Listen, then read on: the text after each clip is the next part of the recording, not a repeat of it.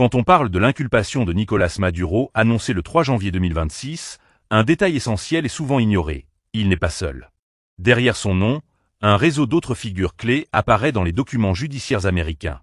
Des hommes puissants, influents, parfois invisibles du grand public, mais présentés comme centraux dans ce que Washington décrit comme un système criminel transnational. Pour comprendre l'ampleur réelle de cette affaire, il faut donc élargir le regard. Qui sont ces autres inculpés? Quel rôle leur est attribué? Et surtout, que révèle leur présence dans ce dossier sur la structure du pouvoir au Venezuela? Selon les autorités américaines, plusieurs hauts responsables militaires et politiques sont accusés d'avoir participé, à différents niveaux, à des activités liées au trafic de drogue, au blanchiment d'argent et à la protection de réseaux criminels. Ces accusations ne visent pas de simples exécutants, mais des personnalités occupant ou ayant occupé des postes stratégiques au sein de l'État. Parmi les profils les plus souvent cités figurent des anciens ministres, des chefs militaires, ainsi que des responsables des forces de sécurité. Leur point commun, selon l'accusation, serait d'avoir utilisé leur position pour faciliter le transit de drogue à travers le territoire vénézuélien, en échange de bénéfices financiers ou politiques. Pour les procureurs américains, ces individus ne seraient pas des acteurs isolés, mais des éléments d'un système coordonné. Un aspect central du dossier concerne le rôle de l'armée. Le Venezuela est un pays où les forces armées occupent une place déterminante dans la vie politique et économique. Les États-Unis affirment que certaines unités militaires auraient servi de bouclier logistique, garantissant la sécurité des cargaisons et la fluidité des routes du narcotrafic. Une accusation extrêmement grave, car elle remet en cause la neutralité et la légitimité des institutions militaires. Certains des inculpés ont déjà quitté le Venezuela depuis plusieurs années. Installés à l'étranger, ils sont parfois arrêtés, parfois toujours recherchés.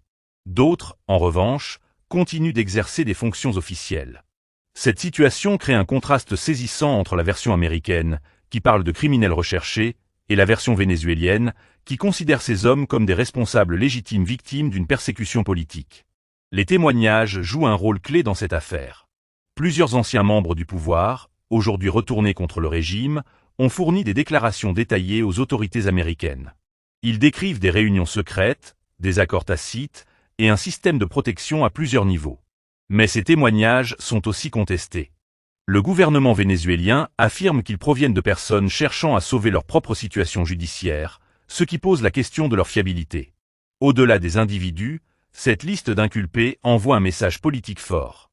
Pour Washington, il ne s'agit pas seulement de poursuivre des personnes, mais de démontrer l'existence d'un système. Une structure où pouvoir politique, militaire et économique se confondraient avec des activités criminelles. C'est cette vision globale qui justifie, selon les États-Unis, les sanctions internationales et la pression diplomatique exercée depuis des années. Du côté de Caracas, la réponse est sans ambiguïté. Le gouvernement parle d'une criminalisation du pouvoir, d'une stratégie visant à affaiblir l'État vénézuélien et à justifier une ingérence étrangère. Les inculpations sont présentées comme illégitimes, car émises par une juridiction étrangère contre des responsables d'un État souverain. Pour les autorités vénézuéliennes, ces poursuites ne sont rien d'autre qu'une extension de la guerre politique. Cette confrontation judiciaire soulève une question essentielle. Que se passe-t-il lorsqu'un pays accuse officiellement les dirigeants d'un autre pays de crimes internationaux? Où s'arrête la justice et où commence le conflit géopolitique? Les autres inculpés du dossier Maduro se retrouvent au cœur de cette zone grise, où le droit, la politique et la stratégie internationale s'entremêlent. En réalité, cette affaire dépasse largement les noms inscrits dans les actes d'accusation. Elle pose la question de la responsabilité collective, du fonctionnement des régimes autoritaires, et de la difficulté à établir la vérité dans un contexte de confrontation mondiale. Que les accusations soient fondées ou instrumentalisées, leur impact est réel, durable et potentiellement explosif. Une chose est certaine, le dossier Maduro ne se limite pas à un homme. Il met en lumière un ensemble de figures, de réseaux et de rapports de force qui redessinent l'équilibre politique en Amérique latine.